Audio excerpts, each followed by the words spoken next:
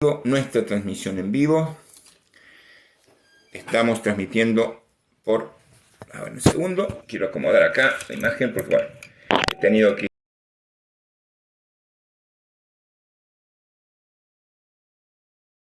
cambiar porque tenemos que hacer una práctica. Entonces estoy tratando de manejar un lugar para poder realizar unas tareas prácticas que vamos a hacer hoy. Buenas, buenas. Acá hay alguien sumado.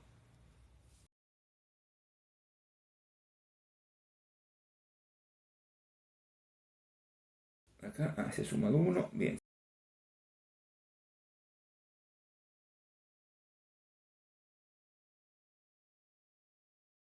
Se van a ir sumando el resto de poquito. Muy bien. Acá estamos. Muy buenas noches a todos. Gracias por estar allí.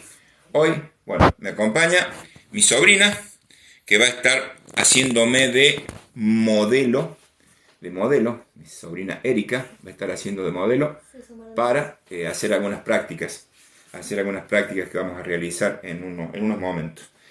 Bien, como dijimos, este espacio busca que ustedes generen preguntas para de esas preguntas poder ir respondiendo. De esas preguntas se generen respuestas. Respuestas que vamos a ir contestando a medida que... Javier Ferrera, hola profe. Hola Javi.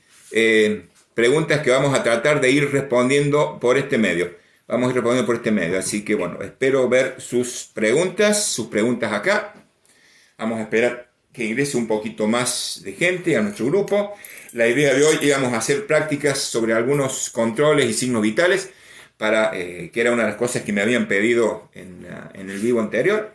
Así que bueno, acá estamos, vamos a ver qué es lo que nos responden, qué nos preguntan. Hola Javier, ¿cómo estás? Mi querido Javi, siempre allí presente. Buenas, Cazador, ¿cómo estás? Se van uniendo de a poquito a la conversación. Hola Claudio, veo que estás allí en el grupo. Así que bueno, la idea es poder ir respondiendo a aquellas preguntas que van surgiendo a medida que van ingresando. Cuando lleguemos a un momento... muy bien, muy bien. Estamos controlando en el YouTube que va ingresando gente. Buenas noches Claudio, ¿cómo estás? Allí te vi que estabas entre el grupo de que habían ingresado, así que bueno. La idea es, como les decía, ir respondiendo poco a poco las preguntas que van surgiendo. Mientras ustedes van realizando o van pensando las preguntas, a ver, ahí dicen... Hoy necesito saber cómo trabajar fracturas expuestas, cómo las trato, fracturas y cómo las inmovilizo. Bien, acá dice que la intención quiere ver cómo se manejan fracturas expuestas, cómo se tratan. Bueno, primero entendamos fractura. Vamos a definir qué entendemos por fractura. Fractura es cuando tenemos una discontinuidad ósea, es decir, un hueso pierde la continuidad. Normalmente durante mucho tiempo se llamaba fractura a cuando había una discontinuidad completa, es decir, el hueso perdía su alineación y era fácilmente ver y diagnosticar una fractura. Hoy se llama fractura inclusive cuando no hay una desalineación, aún cuando uno solo de sus corticales sin llegar a ser una fractura completa. Lo que antes denominábamos fisura, hoy también se considera fractura. Primero vamos a empezar por las fracturas comunes o fisuras. ¿Cómo las voy a detectar? Lo primero que yo voy a hacer, y voy a pedir aquí, aprovechando mi asistente, acércate, vamos a acercarnos. Ella es mi sobrina nieta, vive al lado de casa, así que pertenece a mi burbuja, por eso estamos sin barbijo. Teníamos todos los barbijos preparados aquí, pero bueno, es de mi burbuja. Entonces, bien, decíamos, ¿qué ocurre con una fractura? Una fractura, primero la persona va a quejarse de golpe. ¿Te duele mucho el brazo, Eri? Sí. Sí, hable fuerte. Sí, le duele mucho el brazo a ella. Entonces, si le duele el brazo porque se golpeó, ¿yo qué voy a hacer para determinar si es una fractura? Voy a pasar mi mano por el brazo. Normalmente, si hay una fractura o una fisura, cuando yo llego a la zona donde está producida la lesión, seguramente va a doler más. Es decir, acá siente la mano y cuando llego a la zona de fractura, ella se va a quejar de mucho dolor. Automáticamente, ni bien ocurre de eso, lo que debo hacer es inmovilizar. Acércame, a ver, disculpen la improlijidad, por favor. Disculpen la improlijidad, pero esta pregunta no la tenía puesta. Voy a traer lo que es una férula. Para poder inmovilizar una fractura de este tipo. Javier Herrera, ¿y Bien, Sí, ahí estamos. Ya después vamos con las preguntas de Javi. Entonces, bien, acá tengo esta fractura. ¿Qué voy a hacer? Voy a tomar esta férula, voy a hacer una U, es decir, la voy a doblar a la férula, la voy a doblar ¿para qué? Para que contenga el brazo y de esta forma yo apoyo en esto. Automáticamente lo que hago sobre esto es colocar un vendaje. ¿Para qué? Para que no lo mueva. No tengo ningún tipo de férula. ¿Qué voy a hacer? Lo voy a vendar, lo voy a pegar al cuerpo. Directamente lo voy a pegar al cuerpo de ella. Lo voy a pegar al cuerpo de ella. ¿Para qué? Para que quede inmovilizado. De una forma u otra va a quedar inmovilizado. Ahora bien, ¿qué ocurre si la fractura, como dice en la pregunta, es una fractura expuesta? La fractura expuesta va acompañada de una hemorragia muy, muy grande. Esa hemorragia grande suele ser evidente ni bien llegamos al lugar. Recuerden, primero siempre seguridad del lugar. Primero siempre la seguridad. Ahora bien, yo voy a ver la falta de alineación.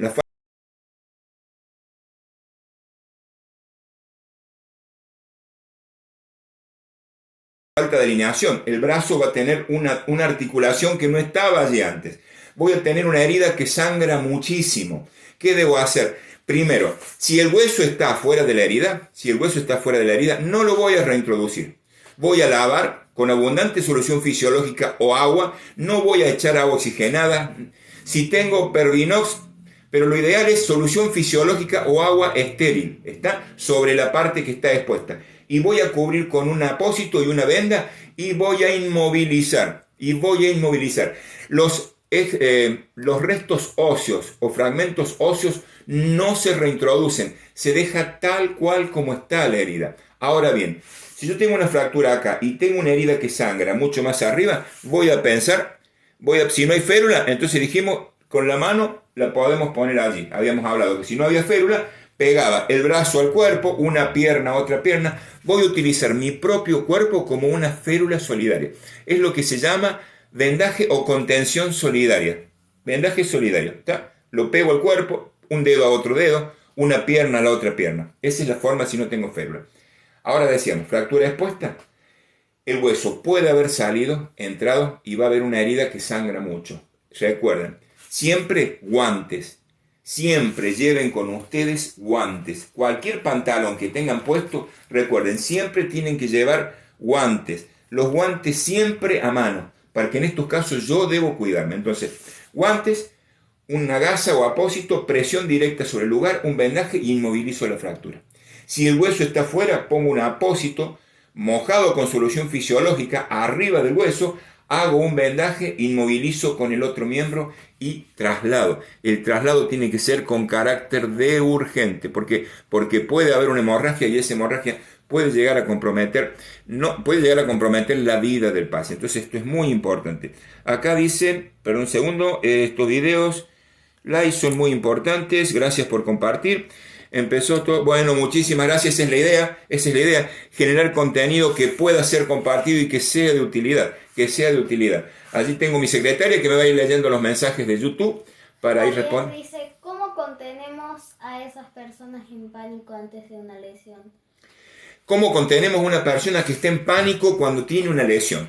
Tenemos que entender lo primero, cuando llegamos con nuestro servicio de emergencia, tenemos que entender que la persona que supuestamente está en pánico, está asustada, es muy probable que esté en lo que nosotros llamamos hipoxia. ¿Y qué es hipoxia? Falta de oxígeno, por un trauma, por una hemorragia que yo puedo no estar viendo. Si tengo los elementos de seguridad, voy a tratar de contenerla, de hablarla, tengo que ser muy diplomático, tratar de contenerla y darle oxígeno. Por allí tal vez la máscara de oxígeno, me sea difícil ponerle la máscara. Tal vez le quiera poner la máscara y la paciente rechace, le digo poner la máscara y la paciente no quiera. Entonces, ¿qué hago? Con la manguerita del oxígeno, ¿qué hago? Se lo acerco y le voy tirando oxígeno cerca. Con la manguera de oxígeno le voy tirando oxígeno cerca. Una vez que la persona esté medianamente oxigenada, se va a comenzar a tranquilizar y de esta forma voy a poder realizar el tratamiento. Recordemos que muchas personas por allí disfrazan una patología mucho más severa con una crisis histérica. ¿Y por qué? Porque hay una pérdida de sangre. y la pérdida de sangre va a hacer que la persona se ponga violenta. Y se pone violento en un accidente, siempre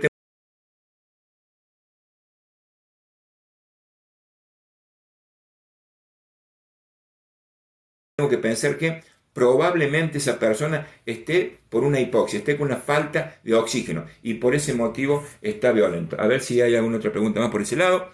Si es de urgencia, no puedo tener guantes, me tengo que poner algún desinfectante.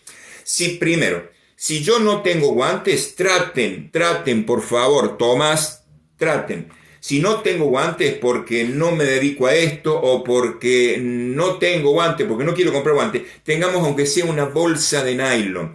El uso de desinfectante, yo puedo tener desinfectante para ponerme en la mano, pero si mi mano tiene alguna herida y entra sangre contaminada, hepatitis, HIV, un montón de enfermedades que son transmisibles por la sangre, si llegan a entrar por una herida, por más desinfectante que yo me pongo, ese bichito entró por el torrente sanguíneo. Entonces, una barrera. Si no tengo barrera, no tengo una bolsa de nylon, no tengo guantes, directamente me abstengo de actuar. ¿Qué le voy a decir a la persona? Es muy simple. ¿Qué le voy a decir? No tengo guantes para ponerme. Está sangrando. Apretate vos acá. Y le voy a hacer que el paciente se apriete él solo.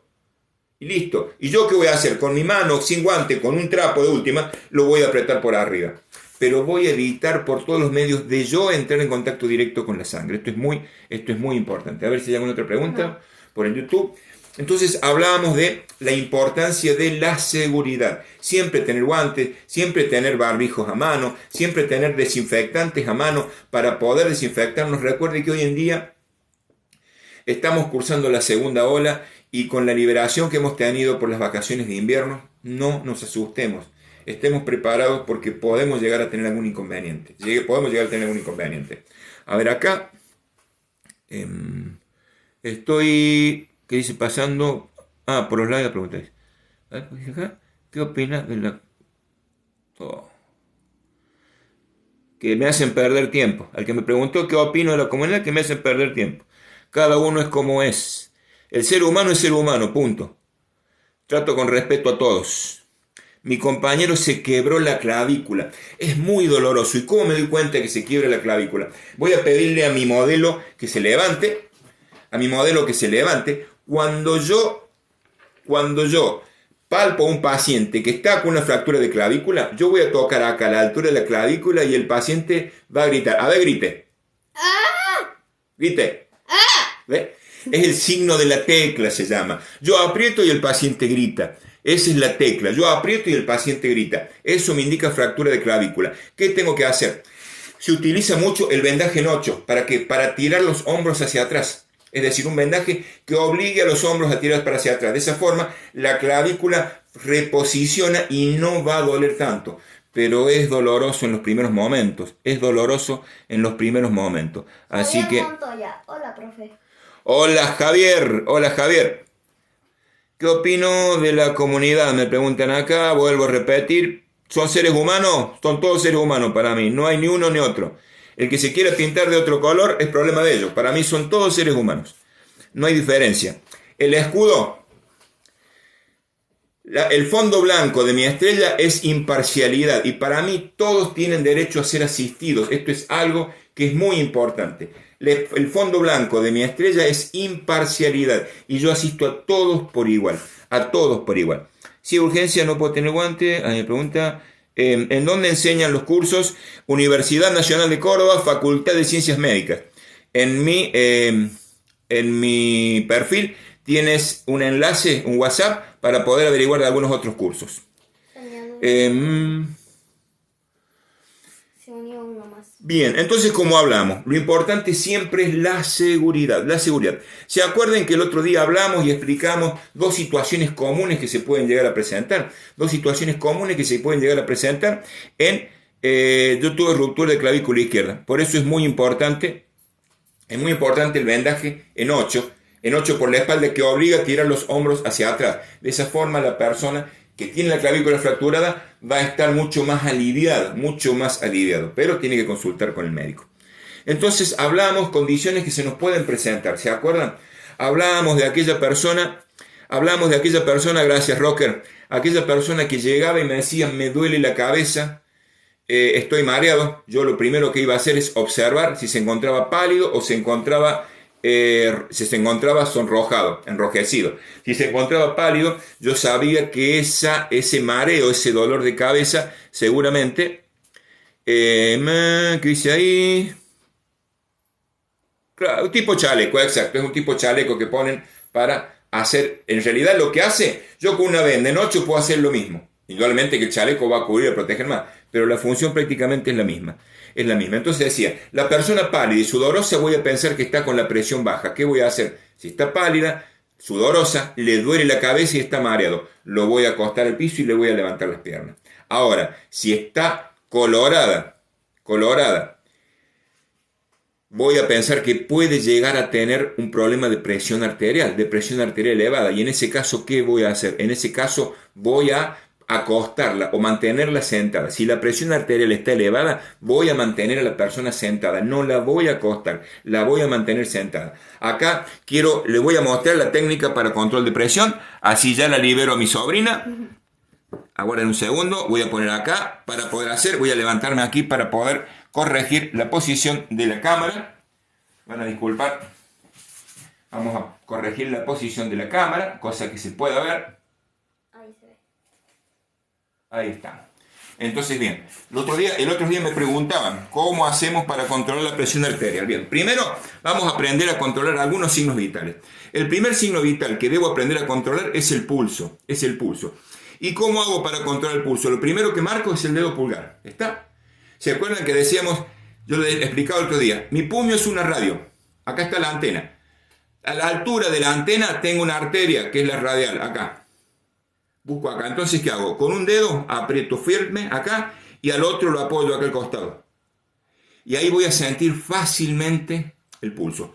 Con una mano bien lejos del corazón, el dedo más distante del corazón, aprieto fuerte y el otro lo apoyo apenas. Y allí siento el latido cardíaco. Ahí voy a sentir el latido. Ahora bien, ¿cómo hago? Esto es primero. ¿Qué voy a hacer? Con un reloj. Por allí tenemos relojes digitales. Entonces voy a tratar de controlar. Si el pulso es rítmico, es decir, mantiene un mismo ritmo, voy a controlar durante 30 segundos. 15 segundos suele ser suficiente. Pero para no equivocarnos vamos a controlar por 30 y lo multiplicamos por 2. Si el pulso es arrítmico, no tiene ritmo, controlaré durante 1 minuto. La frecuencia normal va a variar de acuerdo a la edad de la persona. Esto es muy importante que tengamos en cuenta. Ahora bien, la presión arterial me preguntaron el otro día. ¿Qué hago? Primero identifico el pulso. Luego lo que voy a hacer es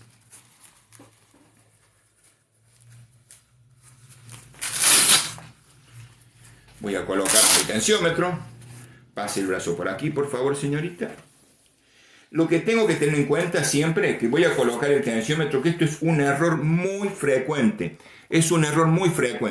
Es que no haya nada que apriete el brazo, porque se suelen arremangar y la manga es un elástico que está apretando. Eso va a alterar la presión de la arteria y va a hacer que el valor que me dé no sea el valor real.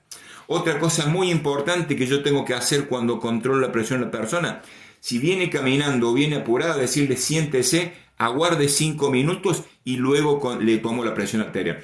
Porque si yo se la tomo en el momento que recién se sienta, me va a dar una presión arterial elevada. Eso va a hacer que ella se ponga nerviosa y esos nervios van a hacer que la presión se suba más. Entonces lo primero que debo hacer es pedir a la persona que se tranquilice. Siéntese, aguarde 5 minutos. Coloco el tensiómetro, 2 dedos por arriba del pliegue del codo. Allí voy a cerrar. En este caso voy a buscar la arteria cubital. Está acá. Con otra mano, por favor, allí. En las pacientes añosas y gordas no hay problema porque el velcro agarra bien. Pero una paciente jovencita y bracito flaco, bracitos delgados, tengo que darle 3 vueltas a la manga del tensiómetro. Entonces lo que hago es pedirle a ella que se sostenga acá. Entonces busco el pulso. El estetoscopio, siempre tengo que estar atento que las ojivas del estetoscopio, las olivas van a salir corriendo. Las olivas del estetoscopio estén apuntando hacia adelante. Es decir, en cuña hacia adelante. Y ahí me lo coloco. Siento se siente, lo pongo fuera del brazalete. No lo voy a colocar debajo del tensiómetro, que eso es otro error que se comete. ¿Por qué? Porque yo voy a sentir el latido porque el brazalete me está apretando. Y la idea es sentir cuando libere yo la presión. Ahora bien, ahí comienzo a inflar el tensiómetro. Voy a inflar, ahí estoy escuchando su presión, en 11. Voy a inflar hasta que deje de escucharlo. Y comienzo a desinflar hasta donde empiece a escuchar. Donde empiezo a escuchar los latidos, allí es la máxima. Sigo desinflando despacio. 10 de tensión. Hasta que dejo de escucharlo. Cuando dejo de escucharlo, desinflo un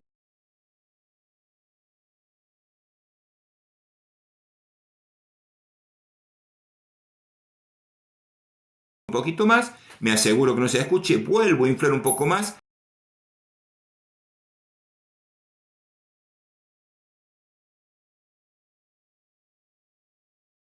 Vuelvo a escucharlo, lo desinflo. Entonces, en el punto que dejo de escuchar el latido, sé que la persona está, esa es su mínima. Ahora bien, no tan apurado, sosténgase acá. ¿Qué me pasa cuando yo estoy en una ambulancia con ruido, en la calle con ruido, gente gritando, manifestaciones, pidiendo aumento a los legisladores y los políticos? ¿Qué hago? No me puedo poner el estetoscopio porque voy a escuchar todos los ruidos ambientales menos el latido del corazón. Entonces, ¿qué hago?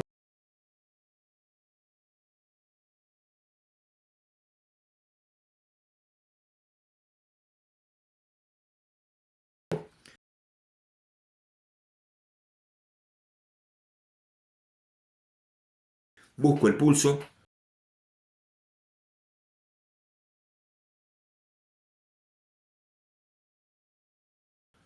Busco el pulso arterial. Y una vez que encuentro el pulso arterial, empiezo a inflar mirando el reloj, siempre sintiendo el pulso. Cuando dejo de escuchar el pulso, de sentirlo, desinflo. Hasta que me aparece el pulso nuevamente. Vuelvo a inflar, desaparece, desinflo y desaparece. En el punto que yo veo lo que me marca el reloj, en el punto que desaparece el pulso de acá, esa es la presión máxima. De esa forma, yo saco la presión máxima de un paciente sin necesidad de estetoscopio. Es presión máxima, nada más. No puedo sacar la mínima por pulso. Por pulso solamente saco la máxima, que sería lo más importante que necesito saber yo en el momento, la presión máxima. Ahora bien, otro signo vital que suele ser de mucha importancia, sobre todo en estas épocas, que hay tanto pánico. ¿Qué dice? Profe, ¿cómo sé qué formar, administrar o de formar? Ahí dice, profe, ¿cómo sé qué forma administrar o de qué forma administrar venoclisis ante una hipovolemia de una fractura, un accidente? Ahí vamos a hablar cómo vamos a hacer y cómo vamos a utilizar el acceso venoso. Ahora bien, hablamos de el oxímetro. El oxímetro es un aparato que nos sirve muchísimo si sabemos cómo usarlo. Lo primero que tengo que tener cuidado cuando uso el oxímetro es que las manos del paciente estén calientes. Si las manos están frías, no me va a leer correctamente. Necesito que las manos estén tibias. Pero eso es importante porque recuerden, si hay frío, hay vasoconstricción y no hay sangre. Si yo voy a sacar una gota de sangre para hacer una glucemia, necesito que la mano esté tibia. Si está fría, voy a pinchar el dedo y voy a estar apretando, estrujando y no va a salir sangre. Necesito que la mano esté tibia. ¿Cómo hago? Si es en una casa y puedo, le pido un paño caliente. Abre el agua caliente, ¿tiene calefón? Sí, qué suerte. Caliénteme un poco agua caliente en una toallita, mójela con agua caliente. Le envuelvo un momento las manos con esa toalla caliente que me caliente el dedo y ahí pincho y saco la gotita de sangre. Cuando realizo los controles de glucemia, recuerden, el algodón con alcohol lo uso después. No limpio con alcohol antes de pinchar, porque si la sangre tiene alcohol, el valor de la glucemia me va a dar cambiado. Muchos limpian con alcohol, pinchan y leen. La lectura va a ser incorrecta porque esa sangre tiene alcohol. Entonces necesito, si lo voy a limpiar, con un pañito tibio, húmedo, tibio. ¿Está? Lo seco con un algodón. Pincho. Después que pinché le pongo el algodón con alcohol, no antes. Y extraigo la gota. Ahora bien, para la la oximetría. El aparato, tengamos presente que estos aparatos con frío se descalibran, se les baja la batería. ¿Está cansado, mi amor? Con estos aparatos con frío se les baja la batería. Entonces debo tenerlo siempre en un lugar caliente. ¿En dónde va a estar? En mi cuerpo, en los bolsillos, conmigo, siempre conmigo. Lo enciendo y lo coloco. Para que lea bien, lo que tengo que fijarme, primero que las uñas no estén pintadas. Si las uñas estuvieran pintadas, ¿qué voy a hacer? No lo voy a colocar así al oxímetro. Si estuvieran pintadas las uñas, no lo voy a poner como lo vemos ahí. Lo pondré en forma lateral, para que el haz de luz que hace la lectura pase a través del pulpejo del dedo sin pasar por la uña. Eso es en el caso que la uña esté pintada. Fíjense en acá, los valores, respira hondo. 98, la saturación, 95. Bueno, está nerviosa porque está en cámara. Entonces lo pongo allí y leo. Está siempre. Si hay pinturas de uña, no lo uso así, lo uso así. El dedo caliente. Es muy importante que el dedo esté tibio. Que el dedo esté tibio antes de hacer la lectura.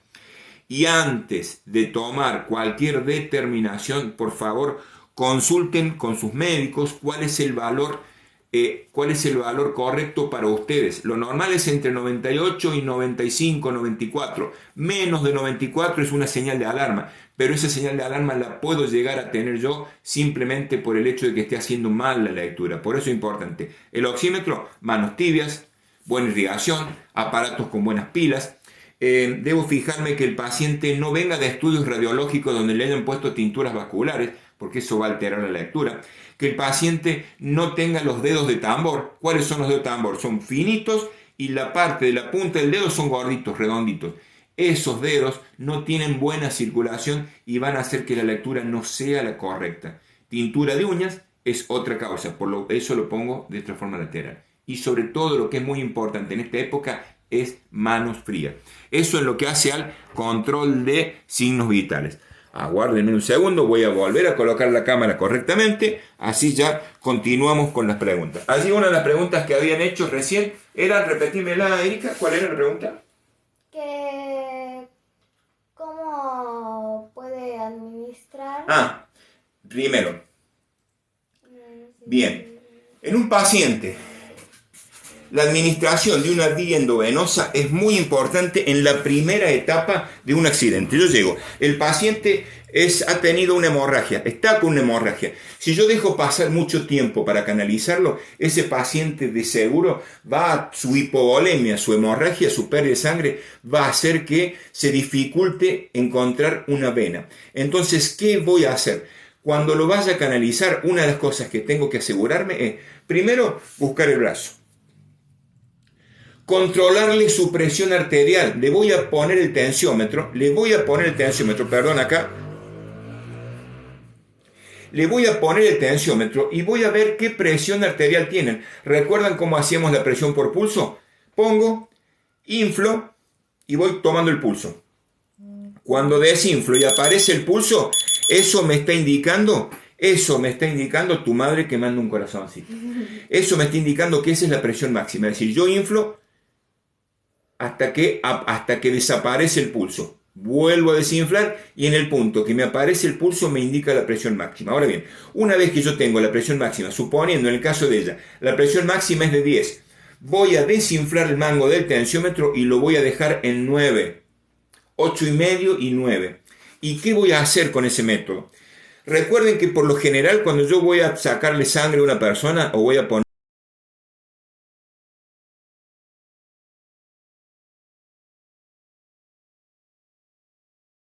un suero, lo que hago es ponerle un lazo, un torniquete. ¿Y el torniquete qué hace? No deja pasar sangre de la arteria, no deja pasar la sangre de la vena, por lo que hace que la vena se hinche y yo pueda ubicarla. Pero ¿qué ocurre con la arteria? Tampoco pasa sangre porque tiene un torniquete puesto. Entonces, ¿qué ocurre? Si yo dejo el tensiómetro colocado 1 o 2 puntos más por debajo de su presión máxima, voy a dejar que la arteria envíe sangre, pero estoy cortando el paso de la vena. Entonces, al cabo de pocos minutos, como digo yo, acariciando al paciente mientras lo hablo, tranquilízate mi amor, vas a estar bien, acá está el tío para ayudarte, no vas a tener ningún problema. Mientras hablo y tranquilizo al paciente, lo que voy a hacer es ayudar a que la vena se ingurgite. Y una vez que tengo la vena hinchadita, gritándome, acá voy, allá utilizo el catéter. Lo que es muy importante entender en trauma, no debo exagerar con la administración de fluido. Hay una pregunta que dice que... ¿Qué debo hacer si mi dedo medio se ha dislocado? Concurrir al médico. Concurrir al médico. Cualquier luxación, hay un viejo chiste que tiraba el dedo y el ruido salía por otro lado. No lo vamos a hacer por este lado. Cualquier luxación, tengamos en cuenta esto. Primero voy a terminar con esto de la canalización y luego paso a lo que es luxación. Recuerden, cuando yo tengo un paciente que está con una hemorragia severa, y le coloco una vía, la vía es para administración de medicamentos. Para administración de medicamentos. Pero no le puedo levantar la presión llenándolo de agua salada, no, porque lo que estoy haciendo es diluyendo la sangre. Entonces no tengo que hemodiluirlo. Lo que voy a hacer es manejar para medicamento. Esa vía la hago para administrar medicamentos. Ahora, si me aparece plasma, Aemacel, algún plasma sintético, o estoy en un hospital y tengo la posibilidad de ponerle sangre al paciente, normalmente que sí, pero si es solución fisiológica, dextrosa no utilizo. Solamente voy a utilizar solución fisiológica. La solución fisiológica la dejo un goteo 21, 14, 21, solamente para administrar medicamento, no para hemodiluirlo. Necesito que la sangre esté completa para que pueda coagular y pueda controlar esa hemorragia. Si yo lo hemodiluyo al paciente, el paciente no tiene glóbulos rojos, y sin glóbulos rojos no va a tener oxígeno, y sin oxígeno se nos va a descompensar. Es decir, pero ¿cómo? Está con la presión 10. Sí, presión de 10 ¿de qué? De agua. Porque no tiene sangre, la sangre ya la perdió en la hemorragia. Y yo lo que hice fue meterle solución fisiológica. Ahora bien, ¿por qué motivo utilizo solución fisiológica y no dextrosa? Es muy importante esto. La dextrosa, recuerden que en el caso de que un paciente tenga una hemorragia, nuestro organismo siempre que consume oxígeno. ¿Y de dónde saca el oxígeno? De los glóbulos rojos. Transportan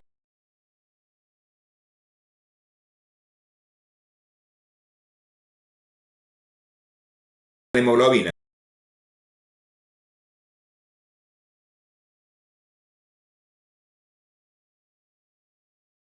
La hemoglobina se carga con oxígeno. Y ahora bien, ¿qué hace nuestro organismo? ¿Qué consume nuestro organismo cuando no tiene azúcar? Cuando no tiene oxígeno, consume azúcar. ¿Y de dónde saca el azúcar? La saca de los músculos.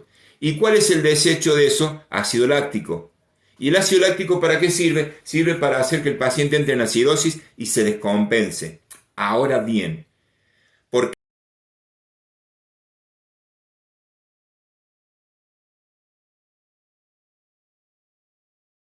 qué no uso dextrosa?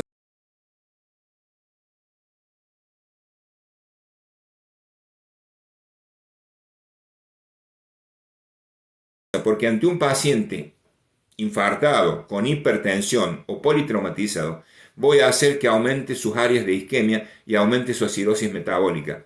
Por ahí puede ser complicado para algunos, pero los que están en salud me van a entender. Lo que voy a usar siempre es solución fisiológica. Y por ahí me dicen, pero profe, el paciente es hipertenso, si le pongo agua con sal no le voy a subir la presión. No, eso es un mito. Es un mito. Yo los invito a que agarren un frasco de suero y lo lean. Y van a leer que el frasco de suero dice solución isotónica. Iso, ¿qué significa? Igual. Tónica, tono. Es decir, que esa solución tiene el mismo tono que la sangre. Por lo que no es agua con sal, es un viejo concepto que tenemos. No, solución fisiológica va a hacer que el paciente esté hipertenso. Son soluciones isotónicas. Y además yo le voy a colocar solución solamente para mantener un acceso venoso, para pasar medicamentos, y para pasar, en el caso necesario, cuando llegue al hospital, poder pasarle sangre. ¿Y por qué se lo hago acá en el hospital y no en el hospital? Porque si ese paciente colapsa, cuando llegue al hospital no le voy a encontrar venas y voy a terminar teniéndole que hacer una vía central, una yugular, lo cual es mucho más complicado. Es mucho más complicado. A ver, vamos a ver. Fundación GER, dice Cazador. Fundación GER. Sí, soy el subdirector de la Fundación GER, que es el Grupo de Entrenamiento en Emergencias y Rescate. Y allí damos clases en la Universidad Nacional de Córdoba, en la Secretaría de la Facultad de Ciencias Médicas. Ahí damos clases. Además, estamos trabajando y coordinando con un grupo de brigada. Estamos no hay nada. coordinando. ¿Qué dicen? No hay nada. Dice, profe, ¿cómo? Bueno, por ahí, entonces, bueno. A ver si hay alguna otra pregunta más que pueda llegar a servir. Alguien que les pueda llegar a interesar. Acá hay 3 que nos están viendo y ahí tiene todos los otros. Así es. Sí, ahí solamente algunos alumnos. Allí quiero fijarme. Por ahí. Aguárdenme un segundo.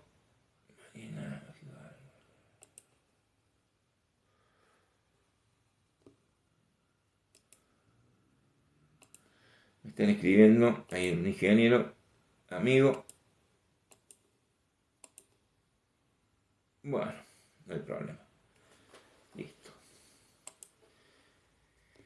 Muy bien. Muy bien. Acá dice, ¿nos enseñas el cálculo del goteo en un suero? Preguntaron cómo se realiza el goteo en un suero. Bien, el cálculo de goteo en un suero, hoy en día la mayoría de los hospitales o clínicas tienen las bombas de goteo, las bombas de infusión. No obstante eso, siempre nos manejamos con el reloj. O sea, por allí el profesional médico nos va a decir cuánto tiempo me tiene que durar un suero. Un suero de 500 centímetros cúbicos a un goteo de 7 gotas por minuto me va a durar 24 horas. Si yo pongo a 14 gotas por minuto, me va a durar en la mitad, 12 horas. Entonces hago un cálculo de regla de 3 simple. Esa es la forma en que yo voy a manejar. El goteo por lo general siempre es prescripción médica.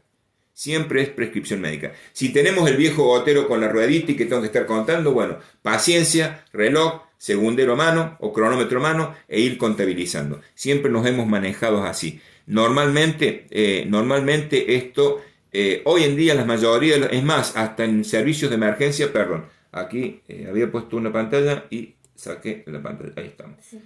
¿Qué dicen? ¿Esto de la fractura? Así. La medicación, siempre, la medicación, recuerden que es prescripción médica, es por prescripción médica, es muy importante tener en cuenta eso, siempre prescripción médica. Y algo que es muy importante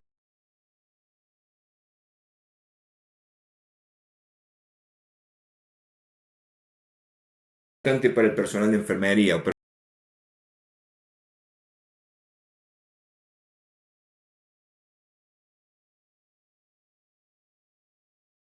personal paramédico.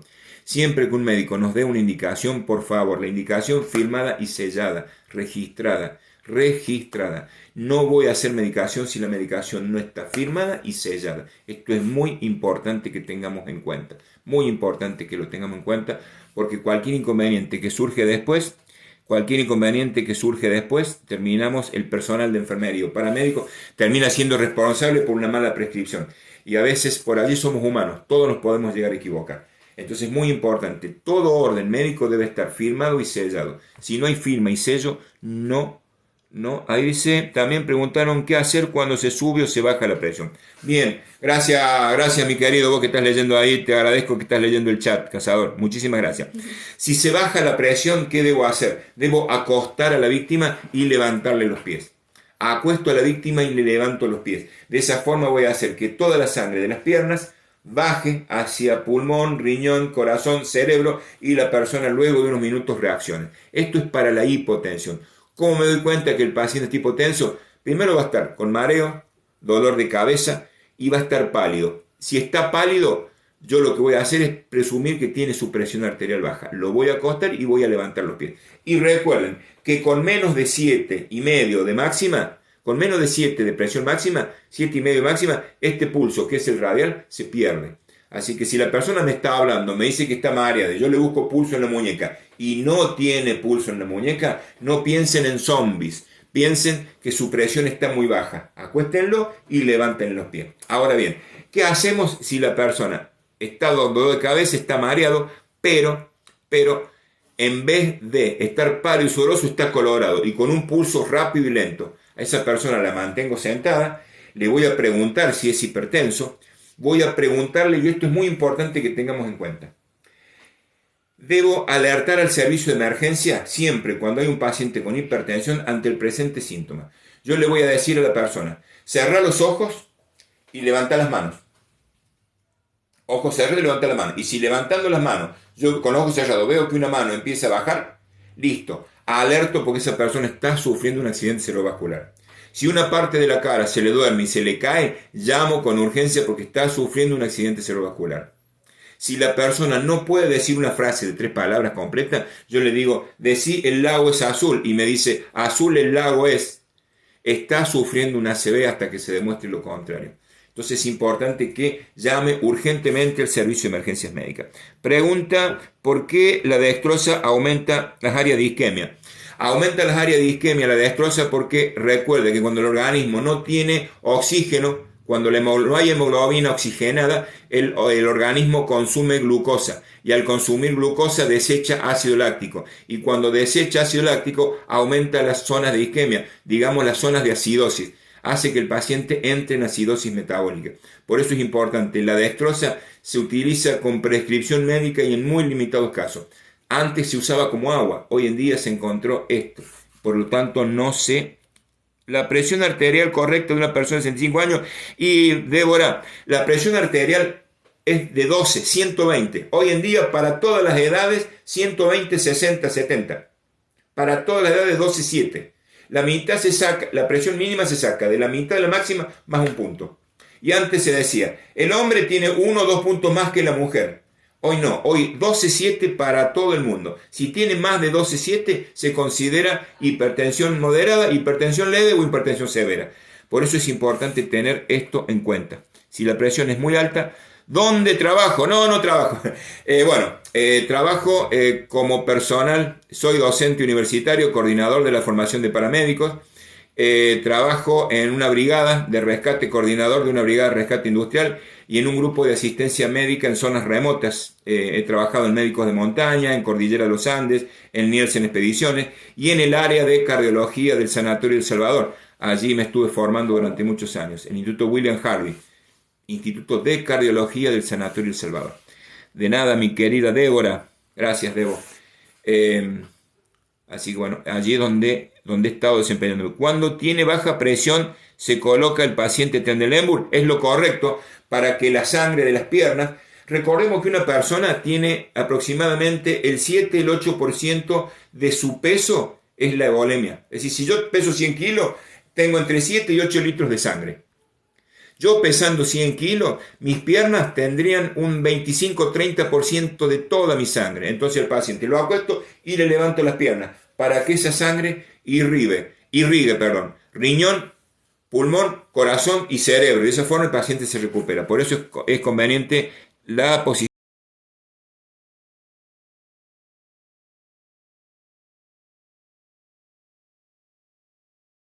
de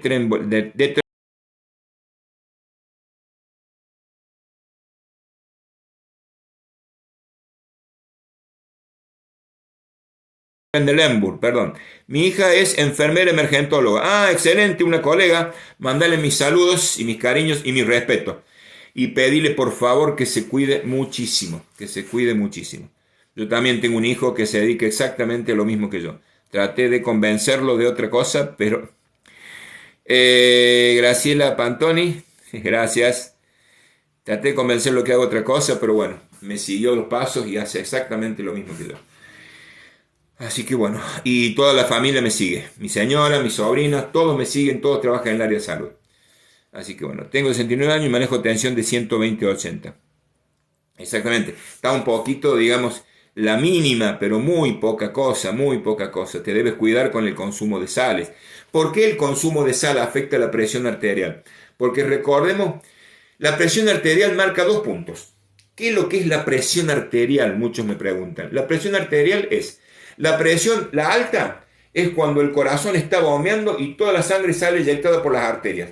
El momento en que las arterias se hinchan para permitir el paso de la corriente sanguínea, esa es la presión máxima. Es decir, yo mido cuánto es la presión que tienen las paredes de las arterias, con esa presión, ese flujo de sangre que va en cada bombeo. ¿Está? Esa es la máxima. ¿Y la mínima cuál es? Cuando el corazón se relaja.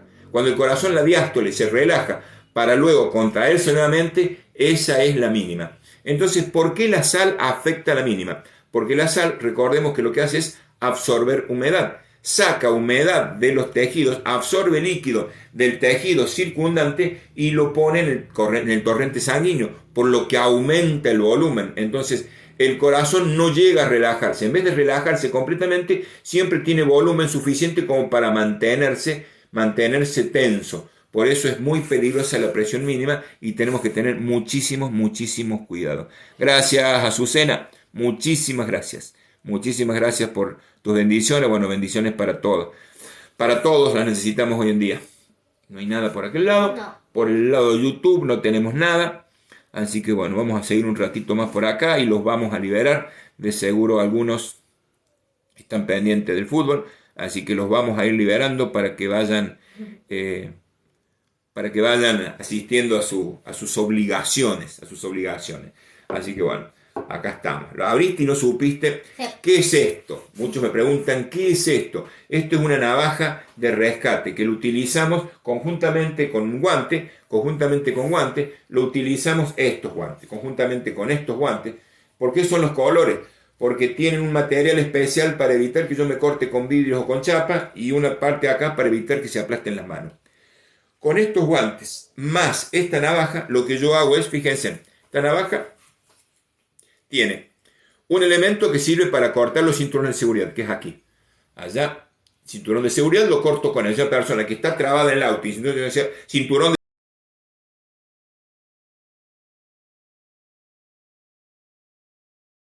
seguridad no se abre. Lo que hago con esto es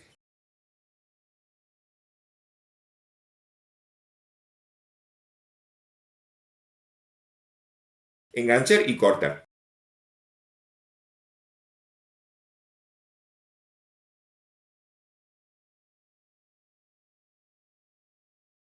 Con este otro extremo que está acá, lo que hago es romper vidrios. Sirve para romper cristales en el caso de que una víctima esté atrapada por dentro. Y la navaja, la hoja, bien filosa, sirve ¿para qué? Para cortar neumático. ¿Y por qué necesito cortar neumático? Para que el auto quede sobre sus llantas y no se mueva. Si estoy en un lugar donde corro riesgo que el auto se mueva, lo que hago es cortar los obúes para, no voy a reventar la cubierta, ¿no es cierto? Por ahí te dan ganas, pero no. Cortamos los obúes para que el auto desinfle y quede apoyado y de esa forma evitar el riesgo de que se mueva. Pero por lo general es más usado para comer asado que para otra cosa. Pero sirve también para las cubiertas. Eso por otro lado. Dice acá, me asusta un poco, pero es su profesión y ahora está... Sí, te entiendo.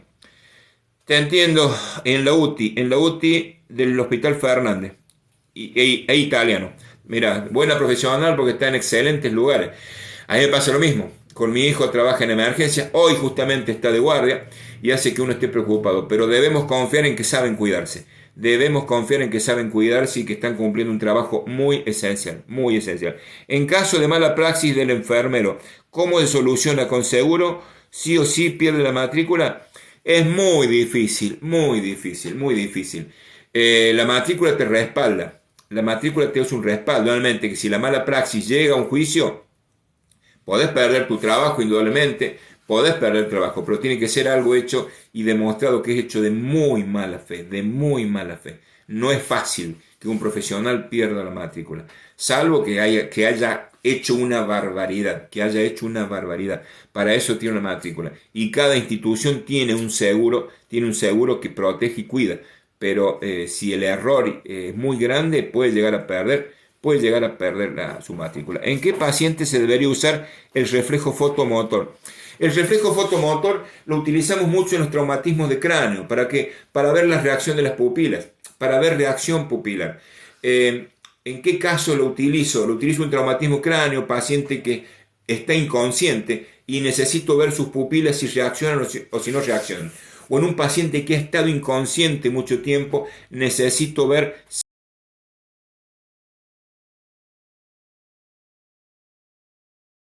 si reacciona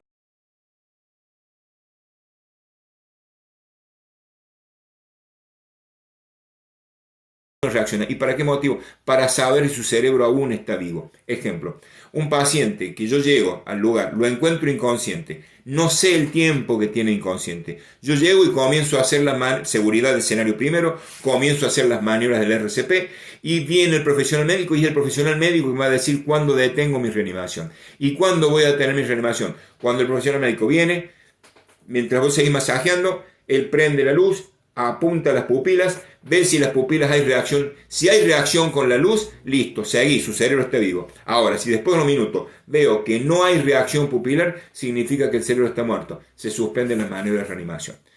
Acá dicen, acá dice, amo este año que viene, vuelvo a terminar paramédico. Sí, Dani, no te quedes con las ganas. No te quedes con las ganas. Lo que sí, por favor, asegúrate de no invertir en un lugar donde no tengas un título oficial. Lo hablábamos hace poco con instituciones acá en Córdoba. En Córdoba hay varias instituciones que dictan la formación de paramédicos, pero momentáneamente solo 2 otorgamos matrículas oficiales. Esta es la institución RED, que es una institución privada, de la cual yo me formé en un comienzo, porque aparte de ser enfermero, soy técnico en emergencias médicas y brigadista, y bueno, la parte técnica de cardiología lo hice en El Salvador, y son las 2 instituciones que tienen títulos oficiales, con matrícula. Las otras instituciones tienen muy buena formación, pero el problema es la matrícula. La matrícula, muchos te dicen, matrícula de tal lado, de otra provincia, no sirve. Porque cuando vas a querer matricularte aquí en la provincia, te encontrás que no se aceptan. Las matrículas tienen que ser del Ministerio de Salud. Es más, antes de comenzar a estudiar en alguna institución, así elijas la mía, que es la Universidad Nacional de Córdoba. Bueno, es Universidad Nacional de Córdoba. Yo creo que el solo nombrar Facultad de Ciencias Médicas de la Universidad Nacional de Córdoba debería indicarnos que es algo oficial. Pero si tienen dudas, vayan al Ministerio de Salud y en mesa de entradas pregunten cuáles son las formaciones que tienen las correctas, la matrícula para que ustedes puedan estudiar. Y de esa forma no invierten tiempo ni dinero, que hoy es tan escaso. Porque a veces la gente ingresa a una institución y después de años de formarse, porque tenemos nosotros en nuestra universidad chicos que se recibieron de otras instituciones y nos dicen, pero no tengo matrícula y quiero la matrícula. Y bueno, tenés que empezar de cero, porque no se convalidan, son distintas formaciones. En el caso nuestro de la Universidad Nacional de Córdoba, es un curso con formato de tecnicatura, porque tiene 1400 horas de cursado. Es muy extensivo, es muy exigente, somos muy exigentes, pero son 1400 horas. En cambio, REP es una carrera, es una formación que tiene más de 2000 horas. Es muy excelente la formación, pero es una institución privada y no es barato. Es muy bueno, pero tiene su parte económica que es importante. De aquel lado, bueno, no vemos mucho. Vamos a ver de este lado si hay alguna otra pregunta que quieran hacer. Vamos a ver, voy siguiendo acá el preguntero. Si bien Cazador me está dando una mano, leyéndome los mensajes que se me pasan por alto. Muchísimas gracias, mi querido, muy amable por acompañarme. Ahí sigue uniendo gente. Bueno, entonces la idea de esto que es ayudarnos a formar para que tengamos en cuenta esto. En cada lugar donde ocurre un incidente, si hay una respuesta entrenada en el lugar, esa víctima tiene más del 70-80% de posibilidades de sobrevida. Más del 60-70% de posibilidades de sobrevida. Y eso es mucho, eso es muchísimo. Entonces, es importante estar preparado. Y estar preparado para saber qué hacer. La gente me dice, pero si yo veo sangre me asusto, pero porque no sabes qué hacer. Entonces, ¿qué hago? Ante una situación de emergencia, lo primero es la seguridad del lugar. Si la persona está con una hemorragia y veo que pierde sangre a chorro, bueno, lo primero que debo hacer, ¿qué es? Controlar esa hemorragia. Si tengo guantes, me pongo guantes. Si no tengo guantes, una bolsa de nylon. Si no tengo una bolsa de nylon, le digo al paciente, apretate vos, préstame la mano acá que se ve, préstame tu mano. No tengo guantes para apretarte, te vas a apretar vos. Y arriba de la mano del paciente pondré la mano mía para asegurarme que apriete fuerte. ¿Está? Pero siempre comprometernos con el paciente. Por allí la gente me dice, pero ¿y si hago algo y lo hago mal? El problema es si no haces nada. La ley te castiga si no haces nada. La ley de abandono de personas se da si no hacemos nada. ¿Está? El artículo, hablábamos del Código Civil, habla de que Gracias, mi hermano. Vayas. Gracias por acompañarme todos los sábados. Seguimos en contacto, querido cazador. Seguimos en contacto. Gracias por tu compañía y gracias por haberme asistido allí, leyéndome los chats que se me perdían. Éxitos, querido. Estamos viendo. Ahí dice, mi tía quiere saber si porque ella toma la vitamina D no se contagió el COVID. Escuchó esto por allí. La vitamina D no sabemos qué acción tiene. No se ha contagiado el COVID porque se cuide, no por ninguna vitamina. Que recuerden, ni aún con la vacuna estamos a salvo. Yo tengo las 2 dosis de vacuna, pero no obstante eso me sigo cuidando. La forma de evitar el coronavirus es cuidándonos. Y ese cuidado lo hacemos con uso de barbijo, mantener las distancias y la higienización de manos cada vez que salgo o cada vez que toco alguna superficie que pueda estar contaminada. Y la otra que debo evitar, si estoy con el barbijo colocado y me lo toco para acomodármelo, una vez que lo toco me higienizo las manos, porque recuerden, todos los bichos que yo estoy respirando se están pegando al lado de afuera del barbijo. Y si yo me toco las manos, me estoy llevando los bichitos a la mano. Y cuando uno se saca el barbijo, ¿qué es lo primero que hace después que se saca el barbijo? Se toca la cara, se rasca los ojos, se rasca los párpados, no los ojos. Entonces esto es muy importante. La gente no se da cuenta las veces que se toca la cara en un día. No se da cuenta. Uno pone una cámara a filmar a una persona y alrededor miles de veces se está tocando la cara, la boca, los ojos. Y la persona dice, no, nunca me toco la cara.